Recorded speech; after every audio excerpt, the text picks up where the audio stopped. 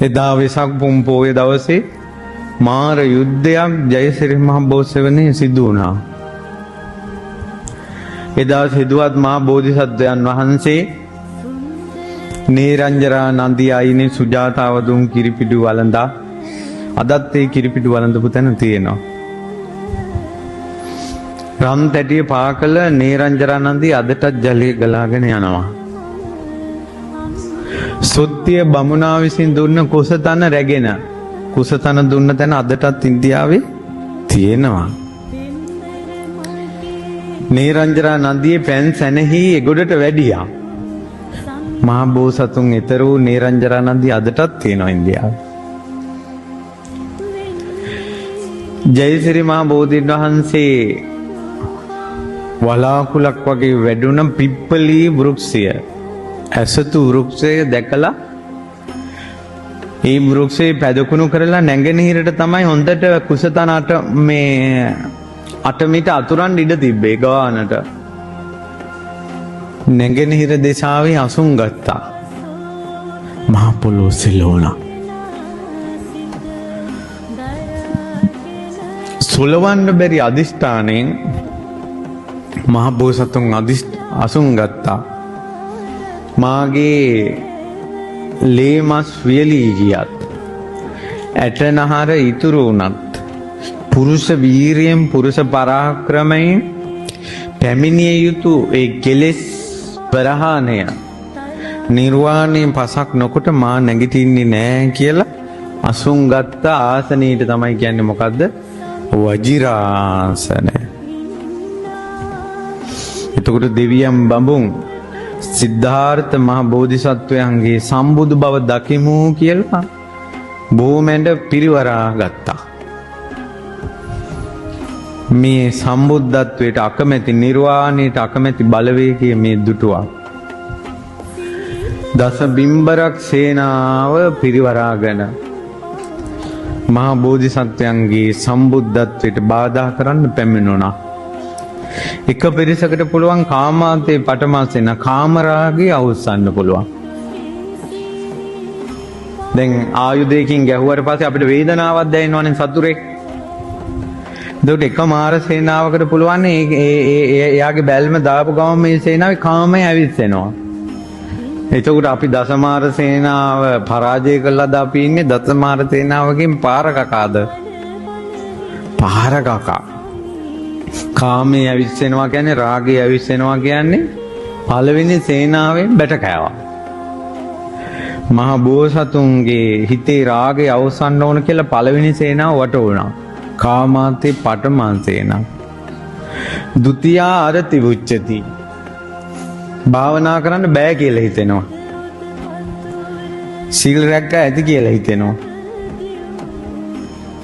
දැන් ආය ඇති කියලා හිතෙනවා. කම්මැලි කියලා හිතෙනවා. කුසලයට අකමැති බව උපද්දවනවා දෙවෙනි සේනාව. ဒုတိ ආරති උච්චති. තතියා කුප්පිපාසාතේ. බඩගින්නක් පිපාසයක් ඇති කරවන්න පුළුවන් තුන්වෙනි සේනාවට. චතුත්ථි තණ්හා පවුච්චති. හතරවෙනි සේනාවට පුළුවන් තෘෂ්ණාව උපද්දවන්න. රූප බලන ආසාව, සද්ධාන ආසාව, ගන්ධ සුවඳ විඳින ආසාව, රස විඳින ආසාව, පහස ලබන ආසාව, පරණ දේවල් මතක් කර කර ආස්වාදේ විඳින ආසාව. ඒක උපද්දවන්න පුළුවන් හතරවෙනි සේනාවට. පංචමී තීන මිද්ධන්තේ. පස්වෙනි සේනාවට පුළුවන් නිදිමත ඇති කරවන්න. නිදි කිරා වැටෙනවා. මේන් භාවනා කරපු කෙනා නිදි කිරා වැටෙනවා. මේන් බණහන් ආපු කෙනා පොය දවසේ වෙසක් පොය දවසේ නිදි. නින්ද ඇති කරවන්න පුළුවන් පස්වෙනි සේනාවට. චට්ටි බිහිරූපවච්චති. බය හිතෙනවා. ඒ හයවෙනි සේනාවට පුළුවන් බය උපද්දවන්න. බය එකපාරම බය හිතෙනවා. ඒ බය උපද්දවනවා කියන එක හයවෙනි සේනාවට කරන්න පුළුවන්.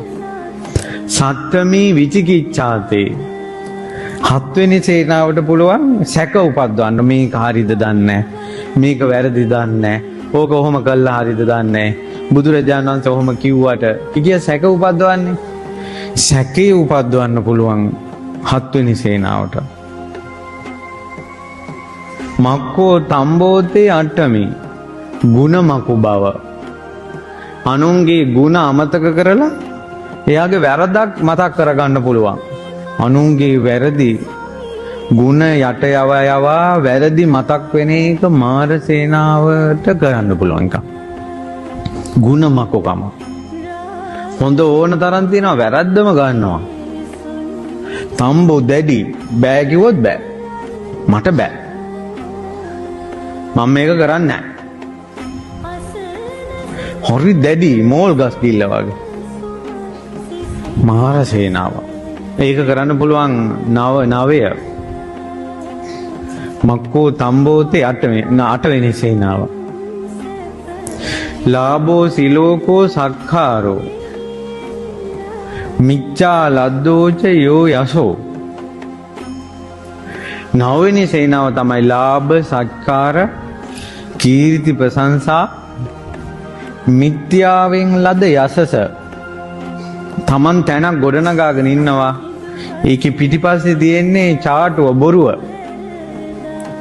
කපටිකමෙන් තමයි මේක ඔක්කොම කරගෙන තියෙන්නේ. සේනා මාර සේනාවට කරන්න පුළුවන් ඒක.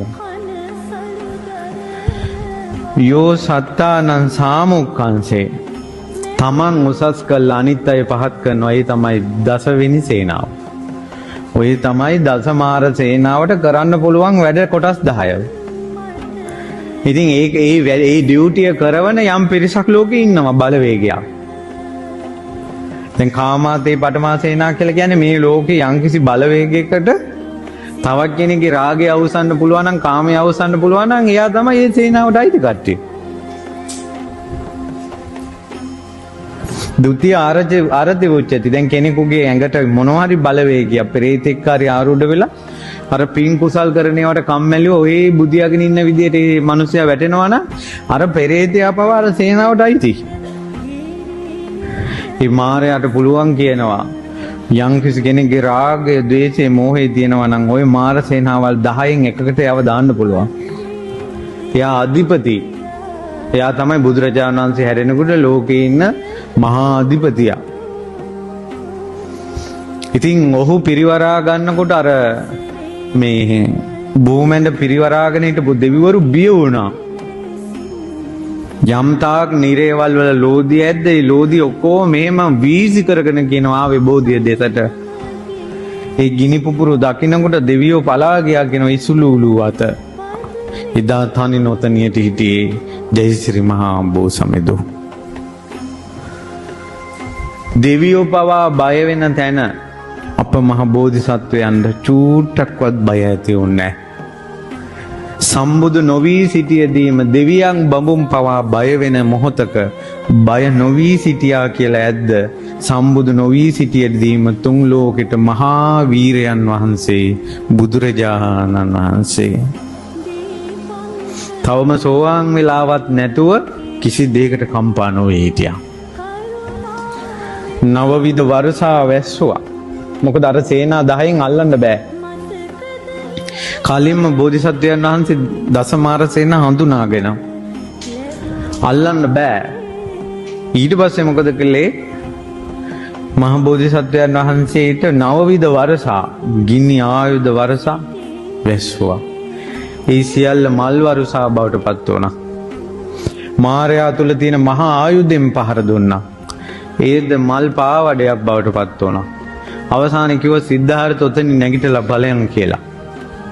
ඔතන අයිති මට මේ ඉන්නේ ශාක්‍යයට සේනාව කියලා.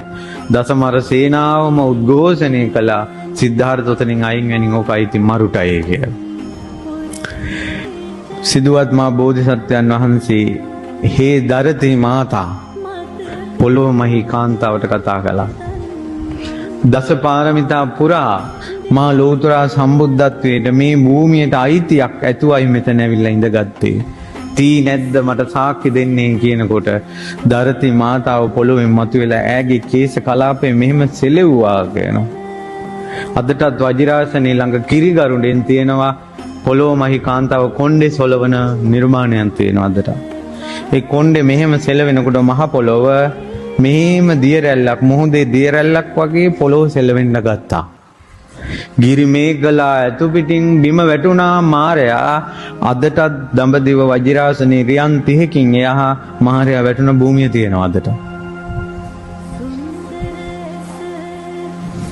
මේන්න මේ මාර විසිලූලු අත දසමරුසෙන් පැරද ගියා මහ බෝසෙවනේ අපගේ මහ බෝධිසත්වයන් වෙසක් පොම් පොය දවසේ හුදකලා වුණා. සඳ නැගීගෙන ඉර බැසගෙන යන මොහොතේ දැහැන් ගත වුණා. පළමුවෙනි යාමේ පෙර ජීවිත දකින්න නුවණ පහළ වුණා. දෙවෙනි යාමේ චුතිය උපත දකින්න නුවණ පහළ වුණා. අලුයම් වෙනකොට වෙසක් පොම් පොය දවසේ සඳ බැසගෙන යන අලුයම තමයි සියලු කෙලෙසුන් නසා ආසවක්ඛ්‍ය ඥානෙ ලැබමින් සම්මා සම්බුද්ධත්වයට පත් වුණා. මේ සම්බුද්ධත්වයෙන් ප්‍රීතියටපත් වුණා. බුදුරජාණන් වහන්සේගේ බුදු මුවණින් උදානයක් පහළ වුණා. අනේක ಜಾති සංසාරං බොහෝ සංසාරයේ එක එක ආත්ම භාවවල අනේක ಜಾති සංසාරං සන්දාවිස්සං අනිබ්බිසං මං ගොඩාක් දිව්වා ආත්මෙන් ආත්මේ භවයෙන් භවය උපතින් උපත ඇවිද ඇවිද ගියා. ගහකාරකං ගවේ සන්තෝ දුක්ඛා ජාති පුනප්පුන මං වීරිය කළ හෙව්වා මේ ඉපදී යන සංසාරේ හදන වඩුවා කොයි කියලා. ගහකාරකං ගවේ සන්තෝ දුක්ඛා ජාති පුනප්පුන ගහකාරක දිට්ඨෝසි මං දැක්කා මේ සසර ගමන හදන වඩුවා කවුද යා? අවිද්‍යාවත් තෘෂ්ණාවත්. ගහකාරක දිට්ඨෝසි පුනගේහං නඛාහසි ආය මං උඹට ගෙවල් හදන්න දෙන්නේ සංසාර මන්දිරය හදන්න දෙන්නේ සබ්බා දේපා සුඛා බග්ගහා ගුහ කූටං විසංකිතං සියලු පරාල මං ගරවලා ගුහ කූටේ කැණි මණ්ඩල සුණු විසුණු කළා. අවිද්‍යාව සුණු විසුණු කළා. විසංඛාර ගතං චිත්තං මාගේ සිත විසංඛාරුණ පුඤ්ඤාභි සංස්කාර අපුඤ්ඤාභි සංස්කාර ආනිඤ්ඤාභි සංස්කාර හටගන්නේ නැති මට්ටමටපත් වුණා. තණ්හානං කය මජ්ජගා තෘෂ්ණාව ශය කරලාම දැම්මා කියලා බෝධි මූලයේ බුදුරජාණන් වහන්සේගේ බුදු මුව මඩලට මම මේ දේ කළා කියලා ගාථා පිට උනන්න උදානයක්. ඒකට කියන උදානයක් කියලා. දැන් අමාරුවෙන් වැඩක් කළා හුරේ මං කළා කියලා කෑ ගහන්නේ ළමයි. එයාගේ සතුට. අපි කියන්නේ අඩේ හරි ගියානේ මේක කියලා කියවෙන්නේ. අමාරුවෙන් යමක් කරන්න ගිහිල්ලා ඒක හරි ගිය ගමන් වචනයක් කටින් පිට වෙන්නේ නැද්ද? අඩේ මේක හරි ගියා කියලා. ඒ වගේ බුදුරජාණන් වහන්සේගේ බුදු මොහයෙන් තියෙන්නේ අඩේපඩේ ගොරකපඩේ නෙවෙයි. බුදු මොහ මඩලේ බුදුරජාණන් වහන්සේගේ හදවතේ තියෙන ධර්මය. ප්‍රීතියට ධර්මයමයි පිටට වැක්කෙරෙන්නේ.